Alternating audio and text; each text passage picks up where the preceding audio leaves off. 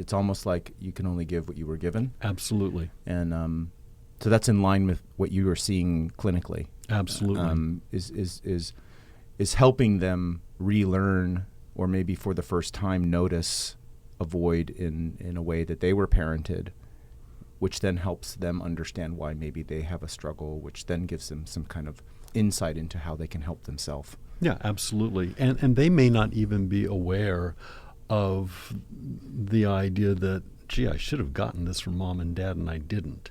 And that's not my goal, is to bring awareness to that. My goal is to bring awareness to what the deficit of the skill is, and then help them develop that.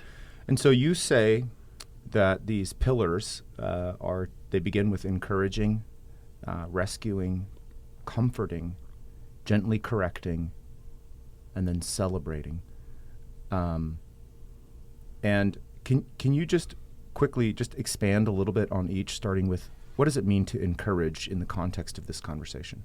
So if we think of a small child, we do such things as encourage them to go out into, a limited part of their world and explore it, right? We see that with even infants who are simply in the crawling phase. It's like mom and dad are saying, okay, go play with that, go see the puppy, whatever. And then so that encouragement, if it's internalized, then that's what gets us out of bed in the morning. Okay, Brian, get up, get going. The alarm clock rang 10 minutes ago. It's time to get with it, right? So encouraged to go out into the world. Rescue is recognizing when we put ourselves to a point of danger. And that doesn't mean necessarily physical danger. It could be, I'm putting my job in danger if I take too long a lunch too often, right? Okay, to recognize that. That's a great distinction. Yeah. So encouraged to go out in the world, rescue when we get too close to the precipice, soothe, console, comfort. Those are synonymous words, because people get then all emotionally dysregulated. Okay, they begin to feel as if, my world's coming apart, and they get overwhelmed by the emotion that comes from with being rescued or needing rescue. Needing rescue, right? Yeah, and we need to help normalize the process, that because we're all going to venture out and come to a point where I guess I don't want to make that kind of investment again. That wasn't a really wise choice. Okay, that's fine. I'm fine, and I have now I move on to the next step, which is the lovingly correct. And if a parent has done that well for me, then I can look at myself and say, okay, what did you learn from that lesson, Brian? And how do you want to do it differently, right?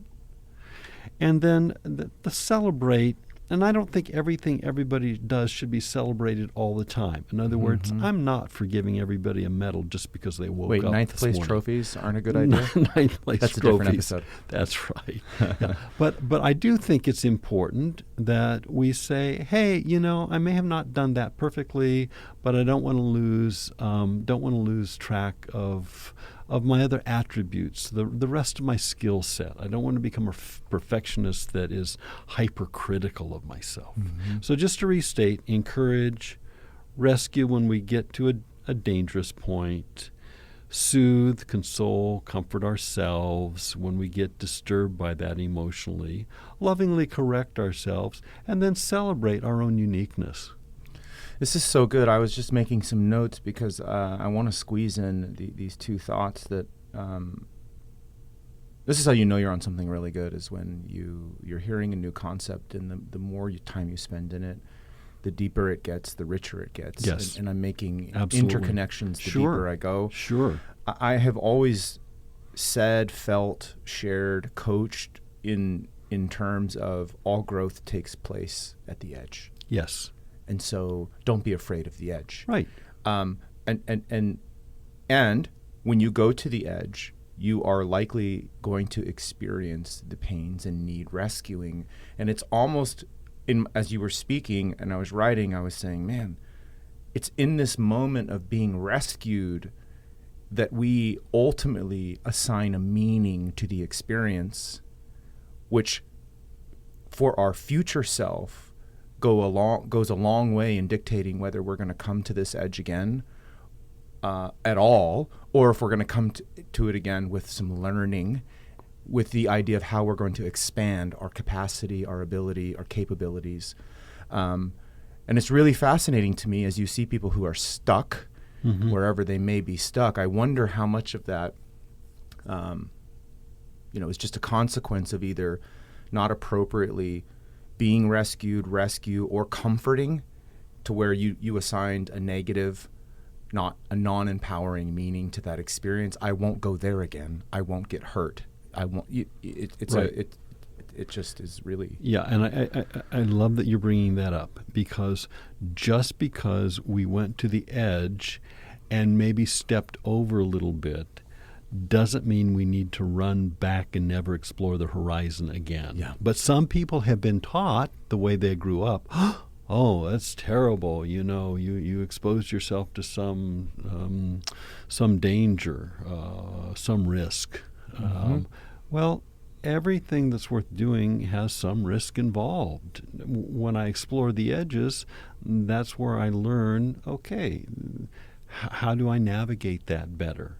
And some things, once navigated well, lose their risk, and I can go further. Yeah, and I always say everything has risk, even crossing the street. Of course. And you're always managing risk for benefit.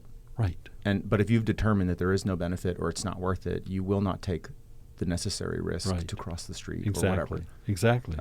Yeah. And the end result of no risk-taking is not moving. That's right. Which, by the way, has risk too. Right. Yeah.